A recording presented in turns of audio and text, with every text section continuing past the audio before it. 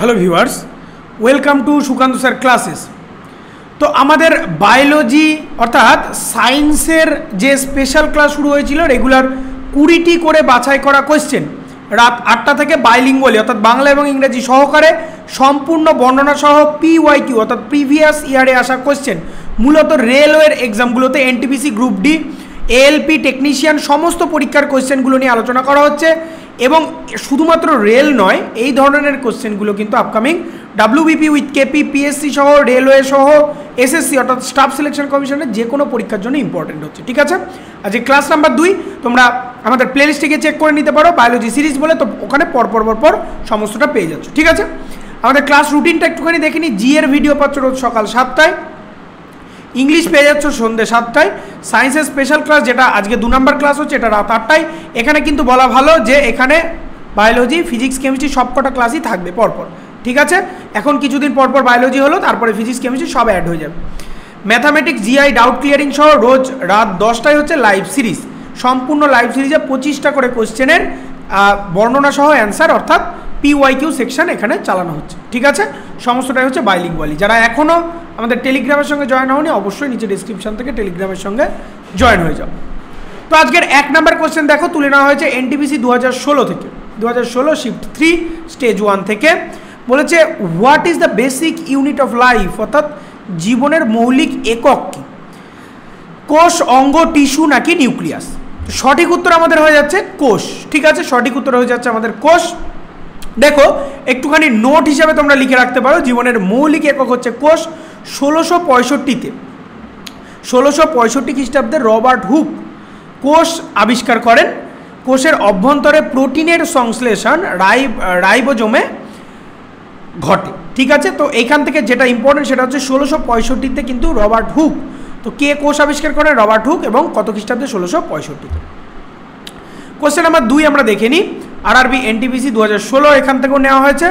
শরীরে আঘাত মেরামতের জন্য কোন ধরনের কোষ বিভাজন করা হয়? শুধুমাত্র মাইটোসিস, মিওসিস, মাইটোসিস এবং মিওসিস উভয়ই, নাকি মাইটোসিস বা মিওসিস নয়? তো সঠিক উত্তর এখানে হয়ে যাচ্ছে শুধুমাত্র মাইটোসিস কোষ বিভাজন করা হয় আঘাত মেরামতের জন্য। ঠিক আছে, মাইটোসিস কোষ বিভাজনের মাতৃকোষের 2টি অভিন্ন নতুন বংশধর কোষ গঠনের জন্য বিভক্ত হয়। এই ধরনের বিভাজন স্বাভাবিকভাবেই শরীরে আঘাত মেরামত করতে ব্যবহৃত হয়। একে পরোক্ষভাবে কোষ বিভাজনও বলা হয়। অবভিয়াসলি একটা কোষ বিভাজন। এই ধরনের কোষ বিভাজন সোমাটিক কোষে ঘটে। ঠিক আছে, এই তো মাইটোসিসের ক্ষেত্রে কি হয়ে যায়? মাইটোসিসের ক্ষেত্রে কি হয়ে যায় তোমার হচ্ছে মাইটোসিস কোষ বিভাজন। আমাদের এটা মনে রাখতে হবে যে আঘাত মেরামতের জন্য মাইটোসিস কোষ বিভাজন ঘটে এবং এটার থেকে খুব দ্রুত হারে কোষ বের হয় বা কোষ উৎপন্ন হয় মাতৃকোষ থেকে অপত্য কোষ। ঠিক আছে, 3 নম্বর কোশ্চেন চলে আসো। বলেছে what is the following is the largest cell in the body of an animal? কোনো একটা অ্যানিম্যাল বা কোনো একটা প্রাণী দেহের বৃহত্তম কোষ কোনটা? প্রাণী দেহের বৃহত্তম কোষ কোনটা? অস্টিওসাইট, নিউরন, ক্রোমাটোফেরাস নাকি লিম্ফোকোষ? সঠিক উত্তর হয়ে যাচ্ছে নিউরন। ঠিক আছে, সঠিক উত্তর হয়ে যাচ্ছে নিউরন। প্রাণীদের বৃহত্তম কোষ হচ্ছে নিউরন বা স্নায়ুকোষ। ঠিক আছে, নিউরন বা স্নায়ুকোষ। আমরা ছোটোবেলায় নিউরনের গঠন পড়েছিলাম। তো এটি স্নায়ুতন্ত্রে অবস্থিত একটি উত্তেজক কোষ। এই কোষের কাজ হলো মস্তিষ্কে তথ্য আদান প্রদান করা, অর্থাৎ এগুলো কিন্তু স্পাইনাল কর্ডের সঙ্গে যুক্ত থাকে। ঠিক আছে, নিউরনগুলো একদম ফাইনালি স্পাইনাল কর্ডের সঙ্গে যুক্ত থাকে এবং সেখান থেকে মাথা পর্যন্ত যায় এবং বিশ্লেষণ করা। স্নায়ুকোষে কোনো কোষ বিভাজন ঘটে না, তাই একবার ধ্বংস হয়ে গেলে আর পুনরাবৃত্তিত হয় না। মানে একবার যদি স্নায়ুকোষ ধ্বংস হয়ে যায় সেখান থেকে আর কিন্তু রিকভারি সম্ভব না। 4 নম্বর কোশ্চেন দেখে নাও। বলেছে নিচের কোন অণু কোষে প্রচুর পরিমাণে থাকে? নিচের কোন অণু কোষের মধ্যে প্রচুর পরিমাণে থাকে? জল, কার্বোহাইড্রেট, শৈবাল নাকি প্রোটিন? তো সঠিক উত্তর হয়ে যাচ্ছে আমাদের জল। কোষ হলো কাঠামোগতভাবে এবং কার্যকরীভাবে একক জীবিত প্রাণী সত্তা। কিছু জীবন্ত প্রাণীর দেহ যেমন ব্যাকটেরিয়া একটি একক কোষ দ্বারা, মানে কিছু এককোষী প্রাণী আছে যাদের ক্ষেত্রে একটা কোষ দেখা যায় বলে এইগুলোকে এককোষী জীব বলা হয়। তাহলে যেমন অ্যামিবা, ঠিক আছে, প্যারামিসিয়াম, তো এইগুলো হচ্ছে এককোষী অর্থাৎ এদের দেহের মধ্যে একটাই কোষ থাকে। কিছু কিছু জীবন্ত প্রাণী যেমন একটি মানুষ অনেকগুলো কোষ নিয়ে গঠিত, মানে এখানে বলতে চেয়েছে যে কোষ দ্বারা যে ডিভিশনটা হচ্ছে সেটা হচ্ছে এককোষী। ঠিক আছে, এককোষী আর হচ্ছে বহুকোষী, এককোষী এবং বহুকোষী প্রাণী। অর্থাৎ উন্নত প্রাণীদেহ বহুকোষী এবং অনুন্নত প্রাণীদেহ এককোষী দিয়ে তৈরি বা একটা কোষ দিয়ে তৈরি। কোশ্চেন নাম্বার 5 দেখে নাও, বলেছে নিচের কোনটি কোষ তত্ত্ব অনুসরণ করে না? ব্যাকটেরিয়া, ছত্রাক, শৈবাল নাকি ভাইরাস? সঠিক উত্তর হয়ে যাচ্ছে ভাইরাস কোনো কোষ তত্ত্ব অনুসরণ করে না। স্লেইডেন এবং সোয়ান যৌথভাবে কোষ তত্ত্ব প্রণয়ন করেন। কোষ তত্ত্ব কে প্রণয়ন করেন? দেখো একটা কোশ্চেনের মধ্যে থেকে 2-3টে অ্যান্সার কিন্তু বেরোচ্ছে এবং 2-3টে পরীক্ষার প্রিপারেশন একসঙ্গে হচ্ছে, ঠিক আছে? তো স্নেইডেন এবং সোয়ান দুজন মিলে কোষ তত্ত্ব দিয়েছিল, যদিও তাদের তত্ত্ব বলতে ব্যর্থ হয়েছে যে কিভাবে নতুন কোষ গঠিত হয়, মানে নতুন করে কোষ কিভাবে গঠিত হয় সেটা এই তত্ত্ব দ্বারা ব্যাখ্যা করা যায় না। রুডলফ ভির্চো 1855-তে প্রথমত পরিষ্কার করেছিলেন যে কোষগুলি বিভাজিত হয় এবং পূর্ব বিদ্যমান কোষ থেকেই নতুন কোষ তৈরি হয়, ঠিক আছে? তো এই দুটো জিনিস আমাদের মনে রাখতে হবে, কোষ তত্ত্ব এবং পরবর্তীতে রিকভারি বা পরবর্তীতে মডিফাই কে করেছে, ঠিক আছে? 6 নম্বর কোশ্চেন দেখে না, বলেছে কোষের কার্যকরী কার্যক্রম নিয়ন্ত্রণ করে কোনটি? সাইটোপ্লাজম, নিউক্লিয়াস, মাইটোকন্ড্রিয়া নাকি নিউক্লিওলাস রয়েছে এখানে আর নিউক্লিয়াস। অ্যাকচুয়ালি নিউক্লিওলাস হচ্ছে নিউক্লিয়াসেরই একটা পার্ট, ঠিক আছে? তো নিউক্লিয়াস পুরোটা হবে এখানে, নিউক্লিওলাস কিন্তু হবে না, নিউক্লিয়াস। কোষের বেশিরভাগ জেনেটিক উপাদান কোষের কেন্দ্রীয় অংশে কেন্দ্রীভূত থাকে, অর্থাৎ কোনো একটা কোষের কেন্দ্রীভূত অবস্থান হচ্ছে নিউক্লিয়াস, ঠিক আছে? কোনো একটা কোষের কেন্দ্রীভূত অবস্থান কি? নিউক্লিয়াস। মানে কোষের মস্তিষ্ক বলা যায়, ঠিক আছে? কোষের মস্তিষ্ক নিউক্লিয়াসকে বলে। নিউক্লিয়াস কোষের কার্যকারী ক্রিয়াকলাপ নিয়ন্ত্রণ করে, মানে মেন কাজটা নিউক্লিয়াস নিয়ন্ত্রণ করছে। কোষের নিউক্লিয়াসে ক্রোমোজোম গঠনের জন্য হিস্টোনের মতো বিভিন্ন ধরনের প্রোটিন সহ বেশ কয়েকটি দীর্ঘ লিনিয়ার ডিএনএ অর্থাৎ ডিঅক্সিরাইবো নিউক্লিক অ্যাসিড অণু থাকছে কিসের মধ্যে? নিউক্লিয়াসের মধ্যে। এই ক্রোমোজোমের মধ্যে থাকা জিন, এই ক্রোমোজোমগুলির মধ্যে নিউক্লিয়াসের মধ্যে যে ক্রোমাটিন জালিকা তার মধ্যে অ্যাকচুয়ালি জিন অবস্থান করে, কোষের কার্যকারিতা বাড়ায় বা কার্যকারিতা পুরোটাই জিনের উপর ন্যস্ত থাকে, ঠিক আছে? নিউক্লিয়াস জিনের অখণ্ডতা বজায় রাখে এবং জিনের অভিব্যক্তি নিয়ন্ত্রণ করে, কোষের কার্যক্রম নিয়ন্ত্রণ করে। সুতরাং নিউক্লিয়াস হলো কোষের নিয়ন্ত্রণ কেন্দ্র বা কোষের মস্তিষ্ক বলা যেতে পারে। 7 নম্বর কোশ্চেন দেখো, বলেছে মাইটোসিসের যে পর্যায়ে বিভাজক কোষের ক্রোমোজোম নিউক্লিয় প্লেটে সজ্জিত থাকে তার নাম কি? অ্যানাফেজ, টেলোফেজ, প্রোফেজ নাকি মেটাফেজ? অর্থাৎ কোষ বিভাজন, মাইটোসিস কোষ বিভাজনের 4টে part, prophase, metaphase, anaphase, telophase, ঠিক আছে? তার মধ্যে কোনটা হবে? তো সঠিক উত্তর হয়ে যাচ্ছে আমাদের সি, মেটাফেজ দশায়, ঠিক আছে? মেটাফেজ হলো কোষচক্রের একটি পর্যায় যা মাইটোসিস এবং মিওসিস কোষ বিভাজন উভয় প্রক্রিয়ায় ঘটে, ঠিক আছে? মিওসিস কোষ বিভাজন, মাইটোসিস এবং মিওসিসের মেটাফেজ চলাকালীন, মানে মেটাফেজ দশার কথা বলা হয়েছে, এই দশা চলাকালীন ক্রোমোজোমগুলি ঘনীভূত হয় এবং কোষের কেন্দ্রে একটি মেটাফেজ প্লেট গঠন করে, ঠিক আছে? মেটাফেজ প্লেট গঠন করে এবং বিভাজক কোষের কেন্দ্রে প্রান্তিকীকরণের সময় তারা দৃশ্যমান এবং আলাদা হয়ে যায়, ঠিক আছে? তারা দৃশ্যমান এবং আলাদা হয়ে যায়। 8 নম্বর কোশ্চেন দেখে নাও, বলেছে হু ডিসকভার্ড এ সেল? সেলকে আবিষ্কার করেন? সেলকে আবিষ্কার করেন রবার্ট হুক, আমরা সবাই জানি, আমি প্রথম কোশ্চেনেও এটা বলেছি, 1665 খ্রিস্টাব্দে, ঠিক আছে? 9 নম্বর কোশ্চেন দেখে নাও। 9 নম্বর কোশ্চেন বলেছে, দেখো সমস্তটাই কিন্তু আরআরবি, এনটিপিসি বা গ্রুপ ডি বা এলপি সমস্ত থেকে তুলে নেওয়া হয়েছে, এটা 2021-এর একটা শিট। তো এইরকমভাবে একদম তোমাদের chapter wise physics, chemistry, biology, railway এক্সামের জন্য মূলত, সেই সঙ্গে সঙ্গে সকল এক্সাম তো হচ্ছে, মূলত ফোকাস করতে হবে রেলওয়ে এক্সামকে সায়েন্সের জন্য, ঠিক আছে? তো এই ধরনের কোশ্চেনগুলো কিন্তু আপকামিং পরীক্ষার জন্য তোমাদের রিভিশন হয়ে যাচ্ছে পুরোটাই, ঠিক আছে? উদ্ভিদ কোষ প্রাচীর গঠিত হয় সাইটোসল, সাইটোপ্লাজম, সেলুলোজ নাকি গ্লুকোজ, বা এটা গ্লুকোজ হবে, গ্লুকোজ হয়ে গেছে, গ্লুকোজ হবে, ঠিক আছে? গ্লুকোজ দ্বারা। সঠিক উত্তর হয়ে যাচ্ছে কোষ প্রাচীর সেলুলোজ দ্বারা গঠিত, ঠিক আছে? কোষ প্রাচীর সেলুলোজ দ্বারা গঠিত। উদ্ভিদ কোষ প্রাচীর মূলত সেলুলোজ দ্বারা গঠিত। সেলুলোজ একটি কাঠামোগত কার্বোহাইড্রেট এবং একটি জটিল চিনি বা সুগার হিসাবে বিবেচিত হয়, কারণ এটি সুরক্ষা এবং গঠন উভয় ক্ষেত্রে ব্যবহৃত হয়। কারণ একটা উদ্ভিদ কোষের ক্ষেত্রে, ঠিক আছে, একটা উদ্ভিদ কোষের ক্ষেত্রে যে বাইরে যে কোষ প্রাচীরটা থাকে, বুঝতে পারলে? বাইরে যে কোষ প্রাচীরটা থাকে, এইরকম যদি আমি একটুখানি আঁকি, তো বাইরের দিকে যে শক্ত আবরণটা, এটা কোষ প্রাচীর। এটা কি করে? ভেতরের কোষের যে অঙ্গাণুগুলো, এর মধ্যে ধরো ভ্যাকুয়াল থাকে, নিউক্লিয়াস থাকে, গলগি বডিজ থাকে, হ্যানত্যান এরকম সমস্ত জিনিসগুলো থাকে সাইটোপ্লাজমের মধ্যে। তো এইগুলোকে রক্ষা করে কে? এই কোষ প্রাচীর। বোঝা গেল? এটা সেলুলোজ নির্মিত। 10 নম্বর কোশ্চেন দেখে না, বলেছে ক্লোরোফিলে নিম্নলিখিত উপাদানগুলির মধ্যে কোনটি রয়েছে, কোনটি আছে ক্লোরোফিলে? ম্যাগনেসিয়াম রয়েছে ক্লোরোফিলের মধ্যে অনেক বেশি পরিমাণে, ঠিক আছে। ক্লোরোফিল অণু একটি কেন্দ্রীয় ম্যাগনেসিয়াম পরমাণু দিয়ে গঠিত, যা একটি নাইট্রোজেন ধারণকারী কাঠামো দ্বারা বেষ্টিত থাকে, যাকে পোরফাইরিন রিং বলা হয়। পোরফাইরিন রিং তাহলে কিসের সঙ্গে যুক্ত? ম্যাগনেসিয়ামের বলয় একটা, ঠিক আছে।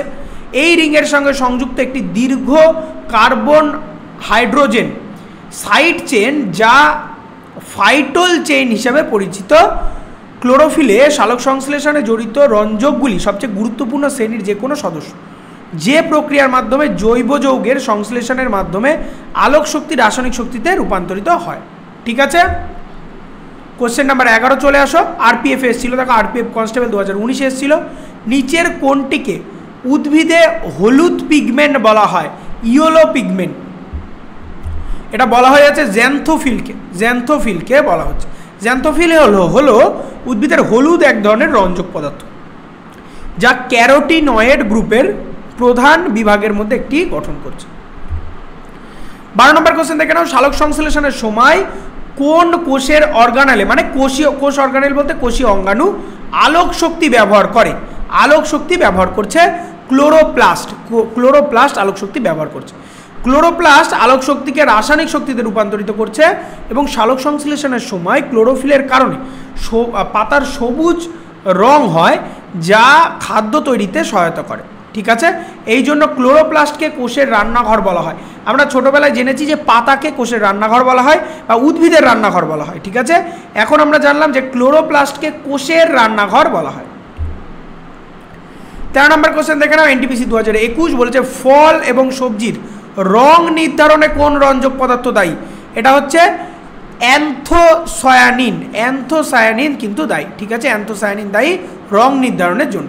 অ্যান্থোসায়ানিন হলো সেই রঞ্জক যা ফল এবং সবজিতে লাল, বেগুনি, নীল ইত্যাদি রঙের জন্য দায়ী। ধরো কোনো একটা ব্লুবেরি খেলে তোর সেটা বেগুনি বা নীল রঙের হয়, ঠিক আছে। পাকা ফলে হলুদ রঙের হয়, ঠিক আছে। লাল রঙের কিছু কিছু ফল হয়, তো এই জিনিসগুলো দায়ীকে অ্যান্থোসায়ানিন। বেরি, ক্যারেন্টস মানে হচ্ছে এখানে ক্যারেট বলতে গাজরের কথা বলা হয়েছে। আঙুর, কিছু কিছু গ্রীষ্মমণ্ডলে উচ্চ পরিমাণে অ্যান্থোসায়ানিন থাকে। হিমোসায়ানিন এবং হিমোগ্লোবিন হলো শ্বাসরঞ্জের প্রোটিন এবং রক্তের গ্রুপে পাওয়া যায়। এইখানে এটা লেখার কোনো দরকারই ছিল না, মানে হিমোসায়ানিন এবং হিমোগ্লোবিনের কথা বলা হয়েছে মেন, কিন্তু এটার সঙ্গে এটা কোনো কিছু যুক্ত নয়। অ্যান্থোসায়ানিনের সঙ্গে হিমোসায়ানিন গুলিয়ে ফেলো না। হিমোসায়ানিন হচ্ছে চিংড়ি, কাঁকড়া, এইগুলোতে দেখা যায়, এদের দেহে হিমোগ্লোবিন থাকে না। আর মানুষ বা এই ধরনের প্রাণীর দেহে যাদের রক্তের রং লাল, তাদের দেহে হিমোগ্লোবিন থাকে এবং এর জন্যই রক্তের রং লাল হয়। কোশ্চেন নাম্বার 14 দেখে নাও। এনটিপিসি 2016 উদ্ভিদে পাওয়া নীল, বেগুনি, লাল ফ্ল্যাভোনয়েড রঞ্জক এর উপস্থিতির কারণে কি হয় বা কোনটার কারণে? একটু আগেই বললাম অ্যান্থোসায়ানিন, ঠিক আছে। ফল এবং সবজিতে রঙের জন্য অ্যান্থোসায়ানিন দায়ী। 15 নম্বর কোশ্চেন দেখে নাও। নিচের কোন কোষ অর্গানেল বা নিচের কোন কোষ অঙ্গাণু উদ্ভিদ কোষে পাওয়া যায় কিন্তু প্রাণী কোষে পাওয়া যায় না? ক্লোরোপ্লাস্ট, এন্ডোপ্লাজমিক রেটিকিউলাম অর্থাৎ আর এটাকে সংক্ষেপে বলা হয়, মাইটোকন্ড্রিয়া নাকি রাইবোজোম? সঠিক উত্তর হয়ে যাচ্ছে ক্লোরোপ্লাস্ট কিন্তু কোনোদিন প্রাণী কোষে পাওয়া যাচ্ছে না, এগুলো হচ্ছে উদ্ভিদ কোষের জিনিস। ক্লোরোপ্লাস্ট হলো উদ্ভিদের কোষ অর্গানেল বা উদ্ভিদ কোষে পাওয়া যায় কিন্তু প্রাণী কোষে পাওয়া যাচ্ছে না। ক্লোরোফিল হলো সবুজ সালোক সংশ্লেষের রঞ্জক পদার্থ, মানে এর জন্যই পাতার রং সবুজ হয়। উদ্ভিদ, শৈবাল এবং সায়ানোব্যাকটেরিয়ায় পাওয়া যায় ক্লোরোফিল এ, ঠিক আছে। ক্লোরোফিল এ অক্সিজেনিক সালোক সংশ্লেষণে ব্যবহৃত ক্লোরোফিলের একটি নির্দিষ্ট রূপ, ঠিক আছে। ক্লোরোফিল এর কথা বলা হয়েছে। 16 নম্বর কোশ্চেন দেখে নাও। নিচের কোন উপাদানটি পাতাকে সবুজ রং দেয়? জল, নাইট্রোজেন, ক্লোরোফিল, ইউরিয়া। এটা তো সহজ অ্যান্সার একদম। তোমার আরআরবি জেইতে এসেছিল ক্লোরোফিল, অবশ্যই ক্লোরোফিল হবে সবুজ রঙের জন্য দায়ী, ঠিক আছে। তো ক্লোরোফিল সম্বন্ধে আগেই আমি বললাম। এরপর চলে আসো 17 নম্বর কোশ্চেনে। যে রঞ্জকটি উদ্ভিদে তার সবুজ রং দেয় তার নাম, ঠিক আছে। উদ্ভিদে দেখো একই জিনিস কতবার এসছে, ঠিক আছে। ক্লোরোফিল বিভিন্ন শিফটের কোশ্চেনগুলো যেহেতু আমরা তুলে ধরেছি, বিভিন্ন শিফটের থেকে কিন্তু জিনিসগুলোকে আমাদের পড়তে হবে, ঠিক আছে। ক্লোরোফিল বা ক্লোরোফিল 2, ঠিক আছে। চলে আসো এরপরে 18 নম্বর কোশ্চেন আমাদের কি বলেছে? উদ্ভিদের কোষ প্রাচীর তৈরি করে এমন জটিল কার্বোহাইড্রেটকে কি বলে? মল্টেজ, সেলুলোজ, সুক্রোজ নাকি ল্যাকটোজ? তো তো সেলুলোজ একটু আগে এটাও অ্যান্সার আমরা বললাম, উদ্ভিদের কোষ প্রাচীর তৈরি করে এমন জটিল হাইড্রোকার্বনকে বলা হয় সেলুলোজ। সেলুলোজ কি গঠন করে? কোষ প্রাচীর গঠন করে, যেটা কোষের ভেতরের পদার্থগুলিকে সুরক্ষিত রাখে। 19 নম্বর কোশ্চেনে চলে আসো, বলেছে কোন তরল অন্ত্র থেকে শোষিত চর্বি বহন করে এবং অতিরিক্ত কেন্দ্রীয় স্থান থেকে অতিরিক্ত তরল রক্তে ফিরিয়ে দেয়? প্লেটলেট, কৈশিক বা ক্যাপিলারিস, প্লাজমা নাকি লিম্ফ? সঠিক উত্তর হয়ে যাচ্ছে লিম্ফ। ঠিক আছে, লিম্ফ থেকে কিন্তু লিম্ফোসাইট কোষও তৈরি হয়। লিম্ফ হলো একটি তরল সংযোজিত টিস্যু যা পরিবহন প্রক্রিয়ায় প্রধান ভূমিকা পালন করে। কৈশিকগুলির মধ্যে, ঠিক আছে, কৈশিকগুলির মধ্যে যে ছিদ্র থাকে তার মধ্যে অল্প পরিমাণে প্লাজমা, প্রোটিন এবং রক্তকণিকা অন্তঃকোষীয় স্থানগুলিতে পরিবাহিত হয় এর মাধ্যমে।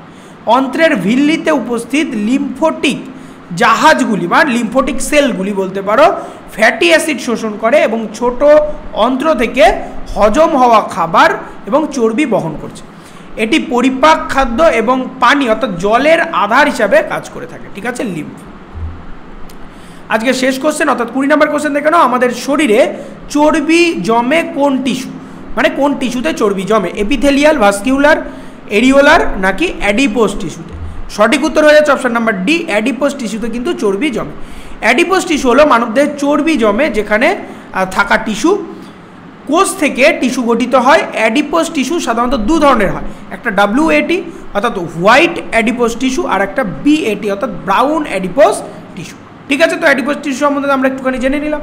তো এইভাবে রেগুলার 20টা করে কোশ্চেন রাত 8টা থেকে তোমরা পেয়ে যাচ্ছ। আমাদের সঙ্গে এখনও যারা জয়েন নেই অবশ্যই টেলিগ্রামের সঙ্গে জয়েন হয়ে যাও, ভিডিও সাবস্ক্রিপশন করে বা সাবস্ক্রাইব করে বেল আইকন প্রেস করে রাখো। ভালো লাগলে লাইক করো, কমেন্ট করো এবং শেয়ার করো এবং আমাদের সঙ্গে যুক্ত থাকো। খুব ভালো করে পড়ো, কারণ 2024-এ প্রচুর পরীক্ষা রয়েছে। 2024-এ যত পরীক্ষা রয়েছে এগুলো কিন্তু অন্য বছর থাকবে না। ঠিক আছে, খুব ভালো করে পড়ো আর পড়তে থাকো সিলেকশনের জন্য।